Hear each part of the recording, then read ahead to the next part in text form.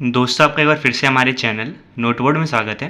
तो दोस्तों, आज की इस वीडियो में हम क्लास 7 साइंस का दोस्तों आज मिड टर्म एग्जाम हुआ था, उसका पेपर देखने वाले हैं। तो वीडियो में एंड तक बने रहिएगा। जो MCQ क्वेश्चन है उनके आंसर मैं आपको बताने वाला हूँ। ठीक है दोस्तों, तो 60 नंबर का आपका पेपर था, 2.5 घंटे आपको टाइम मिला होगा पेपर को करने का। ठीक है, 5 सेक्शन थे, यहाँ पे आप देख सकते हैं। ठीक है, अब एक एक करके क्वेश्चन देखते हैं। पहले सेक्शन ए आता है, यानी खंड का आता है। पहला क्वेश्चन क्या है, कौन पत्तियों में रंध्रों की भूमिका का सबसे अच्छा वर्णन है। तो रंध्र यानी स्टोमेटा, तो गैसों के एक्सचेंज में हेल्प करते हैं, यानी कि गैसों का आदान प्रदान। दूसरा है, किन सूक्ष्म इकाइयों से सजीवों का शरीर बनता है। तो होगा कोशिका। तो पहले का सी है, दूसरे का ऑप्शन नंबर बी है। थर्ड है, छोटी आंत में उंगली के आकार के उभार कहलाते हैं, उन्हें विली कहते हैं। तो थर्ड का भी बी है। वसा के पाचन के पश्चात किसका उत्पादन होता है। तो जब फैट्स जो है उसको ब्रेक करते हैं तो वसा अम्ल और ग्लिसरोल ये दोनों बनता है। तो ऑप्शन बी होगा। पांचवा, ऊष्मा प्रवाहित होती है। तो इसका भी ऑप्शन बी होगा दोस्तों, गर्म वस्तु से ठंडी वस्तु की ओर। छठा, मैग्नीशियम के फीते के जलने पर कौन सा यौगिक बनता है।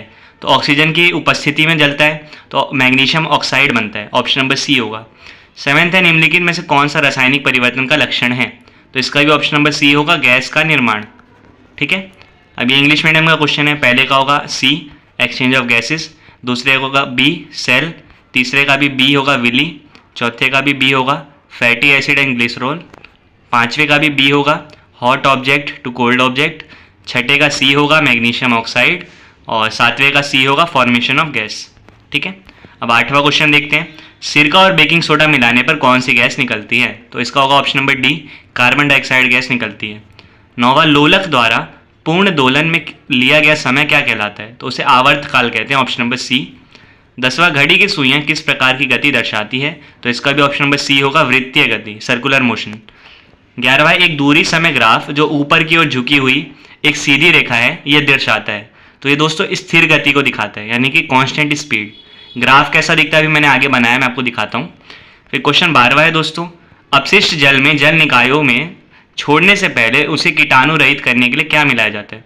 तो इसमें दोस्तों विरंजक चूर्ण, ऑप्शन नंबर सी, यानी कि ब्लीचिंग पाउडर मिलाते हैं ताकि वो जो है उसमें से कीटाणु खत्म हो जाए। फिर सेक्शन बी है दोस्तों, ये 2-2 नंबर के क्वेश्चन है सारे, आप देख सकते हैं, पढ़ सकते हैं इसको। आप जैसे इंग्लिश मीडियम में देख लीजिए, 8th का होगा डी, कार्बन डाइऑक्साइड।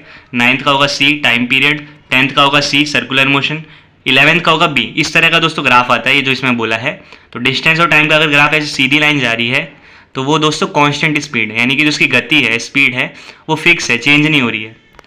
12th का भी दोस्तों सी होगा, ब्लीचिंग पाउडर।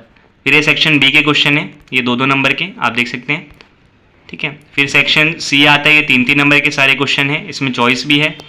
फिर सेक्शन डी है, इसमें कथन गलत है, इसको ठीक करके आपको लिखना था। तो इसका आंसर मैं आपको भी बताता हूँ दोस्तों। फिर क्वेश्चन नंबर 10वां था, मिलान आपको करना था। ठीक है, फिर ये इंग्लिश मीडियम में है सेक्शन सी।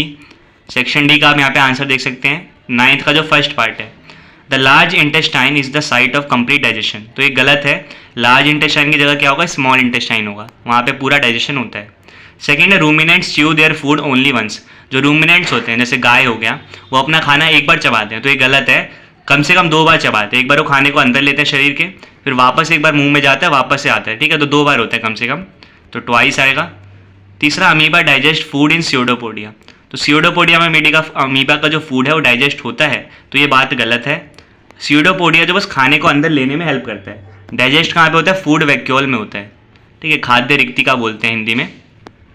चौथा है, the stomach absorb all nutrients from the food. तो ये भी गलत है, स्टमक नहीं करता, स्मॉल इंटेस्टाइन करता है। ठीक है, 5वां, digestion of food begins in the stomach, कि जो खाने का पाचन है वो पेट में जाके शुरू होता है, ये गलत है, माउथ में, यानी मुंह में जैसे हम खाना रखते हैं वैसे ही स्टार्ट हो जाता है। ठीक है, फिर 10th में आपको मैच करना था। तो फर्स्ट है टीयरिंग ऑफ पेपर, ये आपका फिजिकल चेंज है, ऑप्शन नंबर बी। सेकेंड है फ्रीजिंग ऑफ वाटर, तो ये ऑप्शन नंबर ए होगा, रिवर्सिबल फिजिकल चेंज, यानी इसको रिवर्स कर सकते हैं। थर्ड है बर्निंग ऑफ वुड, तो ये दोस्तों ऑप्शन नंबर डी है, formation of a new substance. फिर फोर्थ है क्रिस्टलाइजेशन ऑफ कॉपर सल्फेट, इसका ऑप्शन ई होगा, डाइल्यूट सल्फ्यूरिक एसिड। तो जब क्रिस्टलाइजेशन करते हैं तो सल्फ्यूरिक एसिड डालना पड़ता है। और 5वां, prevention of rusting from iron, लोहे को जंग लगने से बचाने के लिए, तो ऑप्शन नंबर सी होगा, निकल एंड क्रोमियम, इसकी प्लेटिंग उस पर करते हैं। ठीक है, फिर ये बाकी क्वेश्चन आप देख सकते हैं, ये जो क्वेश्चन आपको दिख रहे हैं दोस्तों। ठीक है, ये दोस्तों 5 नंबर के क्वेश्चन है ये वाले। उसके बाद ये दोस्तों सेक्शन डी है जिसमें 4-4 नंबर के केस स्टडी वाले क्वेश्चन है। ये आप देख सकते हैं हिंदी मीडियम के क्वेश्चंस, ठीक है। फिर इंग्लिश मीडियम के ये क्वेश्चन है दोस्तों, ये आप देख सकते हैं, ठीक है। केस स्टडी है सेक्शन ई की, ठीक है। फिर क्वेश्चन नंबर 14 ये भी दोस्तों केस स्टडी वाला है। क्वेश्चन नंबर 15 है दोस्तों, ये भी हमारा केस स्टडी वाला क्वेश्चन है, ठीक है। अब इंग्लिश मीडियम में देख लीजिए क्वेश्चन नंबर 14 और फिर हमारा क्वेश्चन नंबर 15। तो ये दोस्तों टोटल 15 क्वेश्चन थे आपका साइंस का जो एग्ज़ाम था क्लास 7th का, जो आज मिड टर्म एग्जाम हुआ था दोस्तों उसका। तो जो आंसर यहाँ पे मैंने आपको बता दिए हैं, जो छोटे थे मैंने उनको यहाँ पे लिख के आपको बता दिया है, आपको समझ आ गया होगा, ठीक है। ये आपका पेपर था, आप एक बार बता सकते हैं कमेंट में कि आपका पेपर कैसा गया। और आपको अगर कोई और क्वेश्चन का आंसर पता करना है तो आप कमेंट कर सकते हैं, मैं आपको समझा सकता हूँ उसको, ठीक है। तो इसी तरीके से दोस्तों चैनल को सब्सक्राइब करके रख लीजिए ताकि आने वाली जो भी इन्फॉर्मेटिव वीडियोज़ होंगी उनका नोटिफिकेशन आपको जल्दी से जल्दी मिल पाए, ठीक है।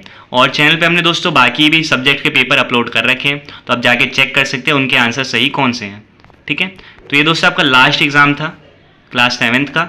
अब दोस्तों आपको जो है अपने फाइनल एग्जाम के लिए तैयारी करनी है, तो चैनल को सब्सक्राइब करके रख लीजिए, वीडियो को दोस्तों के साथ शेयर कीजिए, ठीक है। आने वाली जो हेल्पफुल वीडियोज़ हैं उनका आप फ़ायदा ले सकते हैं। तो आपसे फिर मिलेंगे दोस्तों नेक्स्ट वीडियो में, तब तक के लिए bye bye, see you again and thanks for watching.